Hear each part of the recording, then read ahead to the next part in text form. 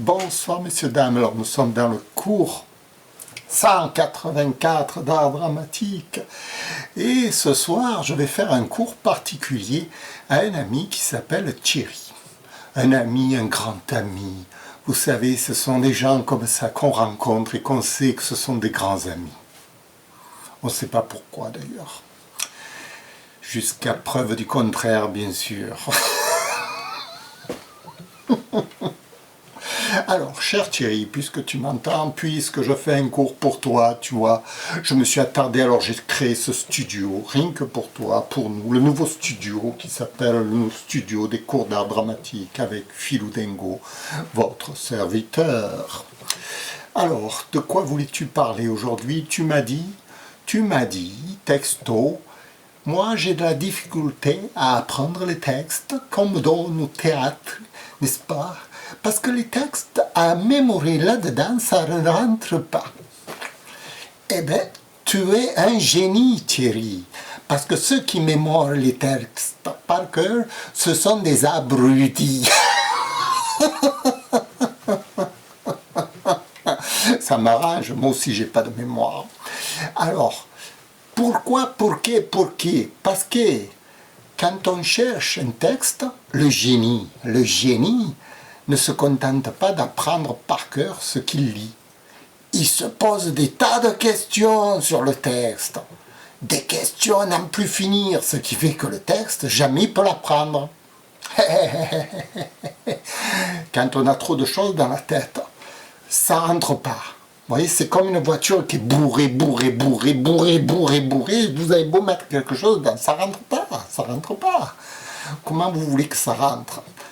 Bon, enfin, le problème, la chose qu'il faut prendre en compte, justement, c'est que cette voiture, elle est tellement bourrée là-dedans, il y a tellement de choses, il n'y a plus rien qui rentre. Alors, c'est normal que vous n'arrivez pas à faire rentrer quelque chose. Donc, il faut lui faire de la place. Alors, pour faire de la place à un texte, il faut le prendre gentiment, il faut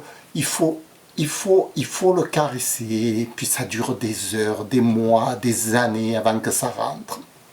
Mais lorsque ça rentre, oulalalala, il parle avec tout le monde là-dedans. Hein? Ah oui, c'est devenu un grand collègue. Et alors, vous sortez des choses merveilleuses, vous voyez? Ça prend du temps. Au moins, ça m'a pris 2 ans avant de rentrer un texte là-dedans. Hein? 2 ans de travail. Oui, finalement, au bout de 5 ans, j'ai pu le réciter complètement. Vous voyez? Bon, encore, je n'étais pas content de moi. Bon. Alors, depuis, je fais de l'improvisation comme ça. Je ne m'embête plus avec les textes. C'est pas que je m'embête. En fait, il faut le faire au début. Au début, c'est très important d'apprendre un texte, d'essayer de le faire rentrer pendant des mois, des années. Vous essayez de le faire rentrer, vous voyez. Petit à petit, quand il rentre, il fait sa place. Alors là, il est clos et puis il devient magnifique, le texte. Hein.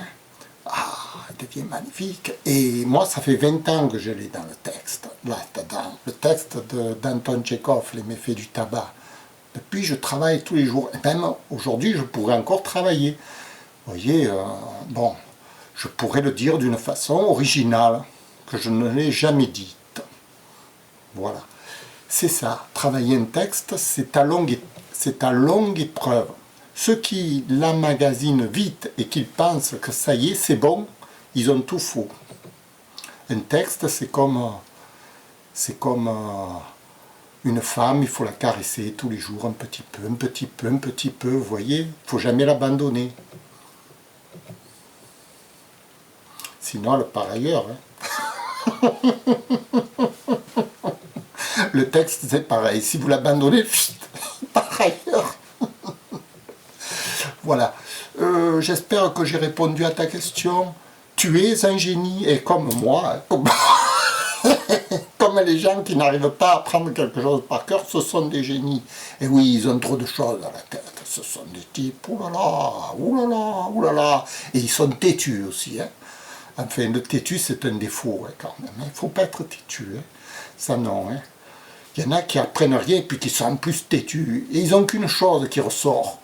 Mais il faut faire ressortir d'autres choses, vous voyez, pas laisser, parce qu'il y a des choses qui rentrent, il y a des choses qui sortent. Mais, mais. Voilà. Alors, écoute, Thierry, je suis content. Alors, aujourd'hui, tu m'as fait un texto, tu me l'as commenté à la voix et tout, mais je me suis régalé de t'écouter. Tu es un artiste, mon vieux. Mais oui, tu es un artiste. Il te manque juste, qu'est-ce que je veux dire, pour devenir un vrai artiste, tu vois. C'est qu'on est tous des vrais artistes, hein, dans notre genre. On a tous notre personnage. On a tous un personnage. Hein. Le vrai artiste, c'est qu'il adapte son personnage aux autres personnages, tu vois. Et ça, c'est le plus fin du fin. C'est d'adapter, un peu comme, voilà, en ce moment, je m'adapte à ce que tu m'as dit, voilà, je te répète, je te parle, tout. Bon, là, vous voyez, c'est une comédie. C'est une comédie à 2, à 3, à 4. En fait, c'est une comédie, voilà. C'est d'adapter mon texte à ce que j'ai entendu. Bon, en différé, parce que je l'ai entendu à midi, maintenant je le dis à 7 heures du soir. J'ai mûri ce que tu m'as dit, mais voilà, c'est l'adaptation. Il faut pouvoir s'adapter à toutes les circonstances.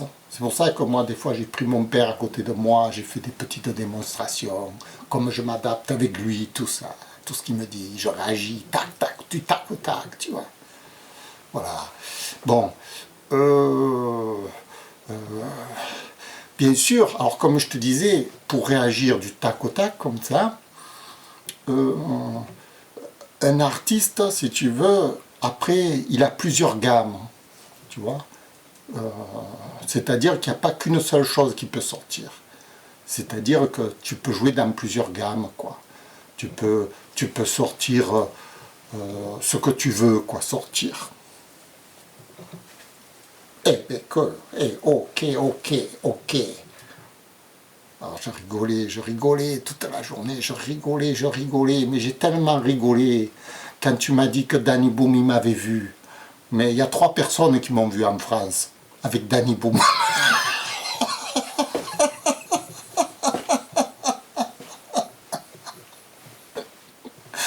Ah putain.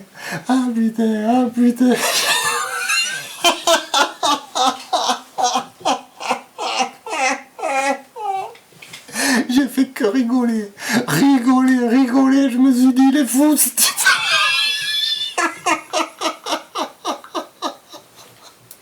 Danny Boom.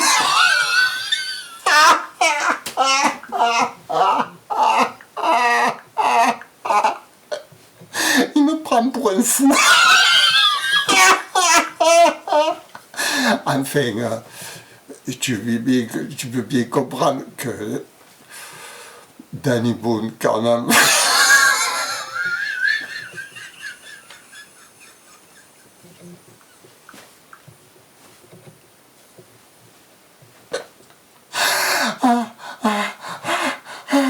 Tu m'as scié.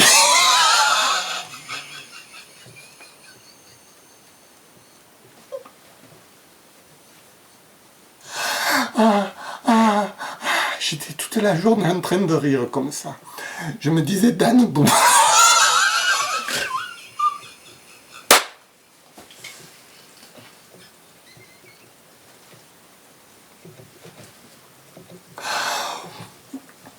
Bien sûr, j'ai une très grande admiration pour ce gars. C'est un gars qui joue la comédie que j'aime. C'est vraiment la comédie que j'aime. J'adore son style. Je ferai un cours avec lui. J'avais envie d'inventer une marionnette avec Danny Boom pour lui répondre, tu vois.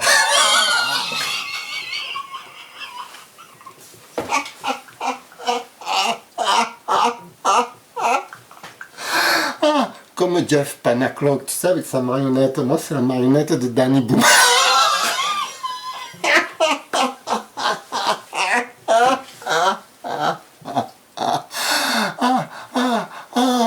j'ai fait que rigoler, rigoler, mais rigoler, mais rigoler. Je me suis dit, il est fou ce type.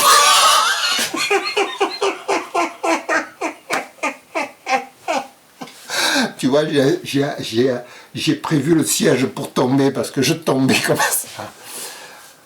Ah, enfin, tu m'as fait rire avec ton Danny Boone. Danny Boone, peu cher.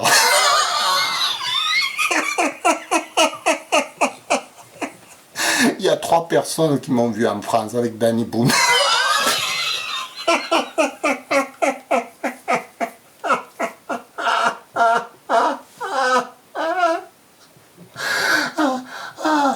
J'ai vu son film, le dernier, Le Lion. C'est un bon film. C'est un bon film. Et puis l'acteur qu'il a choisi, Philippe, je sais plus quoi, mais ce type-là, je l'adore. Moi-même, j'admire de l'admiration pour ce gars. Je trouvais qu'il jouait pas assez au cinéma. Et puis lui, il a choisi. Il a eu la même idée que moi. Je me dis quand même, il est télépathique ce type.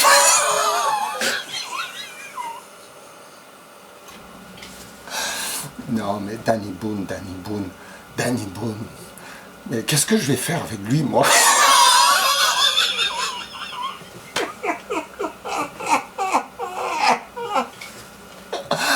J'ai fait que rigoler comme ça. Bon, écoute, là, je m'arrête parce que c'est trop. Pour moi, c'est trop. C'est trop. Écoutez, comme il dit l'autre, bon vent, et Dieu verra, qui vivra verra. Au revoir.